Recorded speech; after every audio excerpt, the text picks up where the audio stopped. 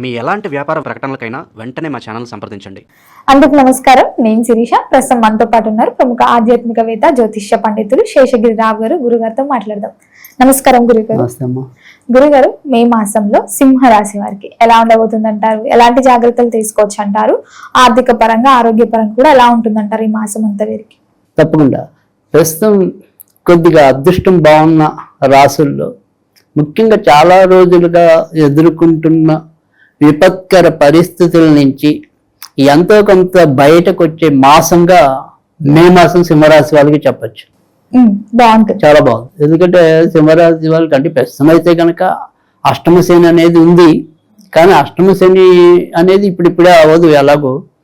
కానీ అయినప్పటికీ కూడా చక్కగా భాగ్యాధిపతి సక్షేత్రంలో ఉన్నాడు, తర్వాత లాభాధిపతి భాగ్యస్థానంలో ఉన్నాడు, తర్వాత మళ్ళీ లాభస్థానంలో శుక్రుడు ఉన్నాడు, గురుడు ఉన్నాడు, తర్వాత రాశ్యాధిపతి రాజ్యస్థానంలో ఉన్నాడు. సో చాలా మంచి కాంబినేషన్ నడుస్తుంది సింహరాశి వాళ్ళకి. కనుక సింహరాశి వారికి ఖచ్చితంగా మేలైన మాసంగా మే నెల చెప్పుకోవచ్చు. సో అంటే ఏ రంగంలో ఉన్న వారికైనా, అంటే వ్యాపారస్తులకి వ్యాపారం ఎంతో కొంత పుంజుకోవటం అనేది జరుగుతుంది. ఉద్యోగస్తులకి గత కొద్ది నెలలుగా పడుతున్న ఏదైనా సరే తిప్పట లేదా అధిక పని ఒత్తిడి ఇలాంటివన్నీ కూడా తగ్గుతాయి. లేదు వాళ్ళు పడిన దానికి సరైన గుర్తింపు, గౌరవం లభించడం అనేది ఉంటుంది. సో అంటే ఇప్పటిదాకా ఏదైనప్పటికీ కూడా అంటే ఇంట్లో మంచి పరిస్థితులు ఉంటే బయట లేకపోవటం, బయట బాగుంటే ఇంట్లో బాగుండకపోవటం, అలా రెండింటి మధ్య సరైన సమన్వయం లేక ఇబ్బంది పడటం అనేది ఎక్కువ ఉంది. కానీ ఈ నెల దానికి మినహాయింపు, కొద్దిగా ఊరట అన్ని రకాలుగా. అంటే గత కొద్ది నెలలుగా ఇంట్లో ఎవరికొకరికి ఎప్పుడు ఏదో రకమైన ఆరోగ్యం బాగుండకపోవటం, సో వాళ్ళ వల్ల మనశ్శాంతి లేకపోవటం, ఇలాంటివి ఏమైనా అంటే వాళ్ళు కూడా ఆరోగ్యవంతులు అవుతారు. అంటే ఇంట్లో పరిస్థితులు బాగున్నాయి, బయట పరిస్థితులు కూడా బాగున్నాయి. సో అందుకని రెండు బాగున్నాయి కాబట్టి మనం బాగున్నాం సో అనే ఫీలింగ్ అయితే కనుక ఈ నెల ఉంటుంది సింహరాశి వారికి. తర్వాత రెండోది వచ్చేప్పటికి ఏంటంటే ఈ నెలలో వీరు కూడా కొత్తగా భూములు తీసుకోవాలన్నా, ఇల్లులు తీసుకోవాలన్నా, వాహనాలు తీసుకోవాలన్నా ఖచ్చితంగా సాధ్యం అవుతుంది. తర్వాత రెండోది వచ్చేప్పటికి ఏంటంటే ఎవరైనా సరే ఇప్పటిదాకా లోన్ మీద మనం ఏదైనా తీసుకుందాం అనుకుని లోన్కి అప్లై చేస్తే ఏదో ఒక కారణాలతో అది రిజెక్ట్ అవుతుంది. కానీ ఇప్పుడు రిజెక్ట్ అవ్వకుండా ఇప్పుడు అది లోన్ మన చేతికి అందుతుంది. అంటే అది గృహ రుణాలు అవ్వచ్చు, వాహన రుణాలు అవ్వచ్చు. అలా రుణం మీద మనం ఏదైతే తీసుకోవాలనుకుని ఎదురు చూస్తున్నామో దానికి సంబంధించిన దాంట్లో కూడా ముందుకెళ్ళే పరిస్థితి ఖచ్చితంగా సింహరాశి వాళ్ళకి ఈ నెలలో ఉంది. సో అందుకని ఎక్కువ శాతం మానసికంగా తృప్తి, అమ్మయ్య అనే ఒక ఓరడింపు ఇవన్నీ ఈ నెలలో వస్తాయి. కానీ అష్టమ శని ప్రభావం వల్ల ఏదైనా సరే కొద్దిగా అనారోగ్యం అనేది, ముఖ్యంగా ఎముకలు, నరాలు, కీళ్ళకి సంబంధించిన మధ్య మధ్యలో చిన్న చిన్న అనారోగ్య సమస్యలు ఉంటాయి. కానీ మనకి వస్తున్న మిగతా ఆనందం మీద దాన్ని భరించవచ్చు అనిపిస్తుంది వీళ్ళకి ఈ నెల. వస్తే రాని మిగతావన్నీ చక్కగా జరిగిపోతున్నాయి కదా, ధైర్యం అయితే ఉంటది.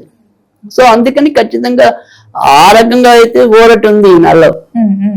తర్వాత ఇటు కొత్తగా పెళ్లిళ్ళు కావాలి అనుకున్న వాళ్ళకి కూడా వాటికి సంబంధించిన ప్రయత్నాలు కూడా చేసుకోవచ్చు. కానీ కొద్దిగా పెళ్లి అనేది ఏదో అలా ఎవరో సంబంధాలు తెస్తారులే, అయిపోతుందిలే అంటే అవదు.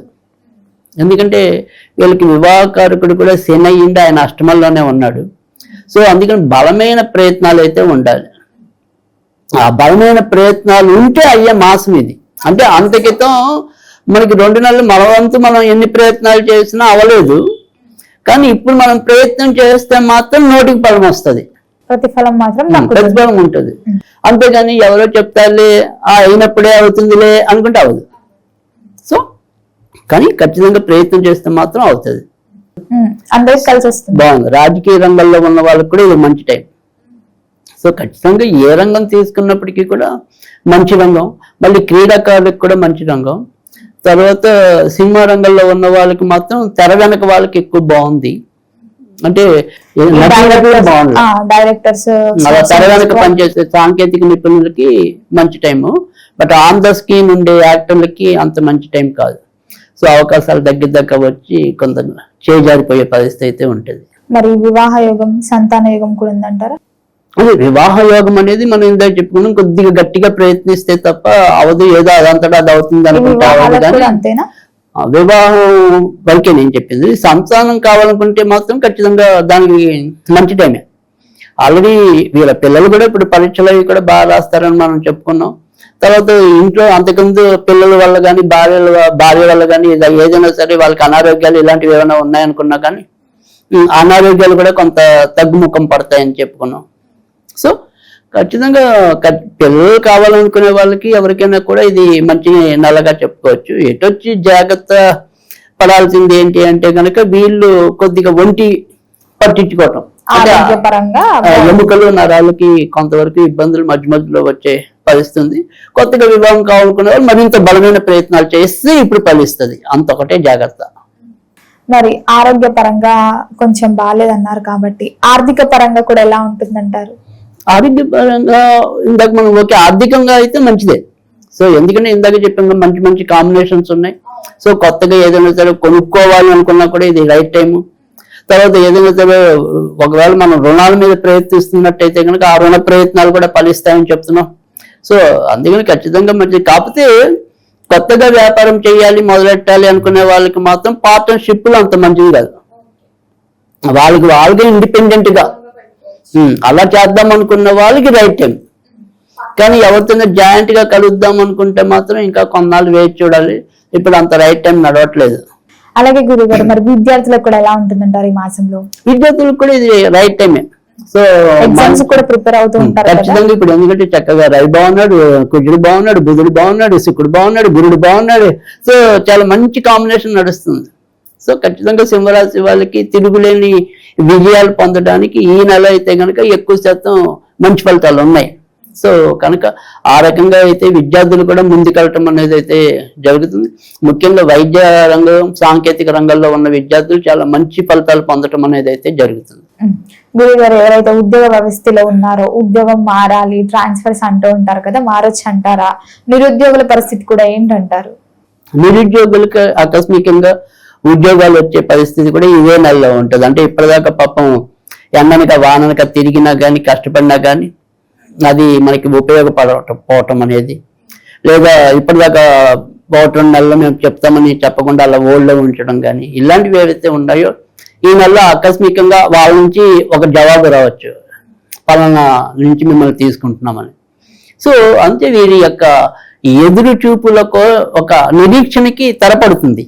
సో ఆ నిరీక్షణ పోయి ఉద్యోగం మన చేతికి వస్తుంది. సో ఖచ్చితంగా ఉద్యోగస్తులు, ఉద్యోగంలో ఉన్న వాళ్ళు లాభ పొందుతారు, కొత్తగా ఉద్యోగం కావాలనుకుంటున్న వాళ్ళు లాభపడతారు. తర్వాత ప్రభుత్వ ఉద్యోగంలో ఉన్నవారు, ప్రభుత్వ కాంట్రాక్ట్స్ మీద డిపెండ్ అయిన వాళ్ళు. మరి గురుగారు, ఈ సింహరాశి వారికి అందరికి బాగుండాలంటే ఈ మాసంలో ఏ దైవారాధన బాగుంటుంది అంటారు? ఎలాంటి పరిహారాలు చేసుకోవచ్చు అంటారు? ఎలాంటి స్విచ్ యూజ్ చేయొచ్చు అంటారు? రైట్. సింహరాశి వాళ్ళు అయితే కనుక ఈ నెలలో అంతా కూడా ఎక్కువగా లక్ష్మీదేవికి సంబంధించిన పూజలు చేసుకున్నట్టయితే కనుక మరింత లాభాలు పెరగడానికి, వచ్చిన డబ్బు నిలవడానికి కూడా ఉపయోగపడుతుంది. కనుక సింహరాశి వాళ్ళు అయితే కనుక ఈ రకంగా ఎక్కువ చేసుకోవాలి.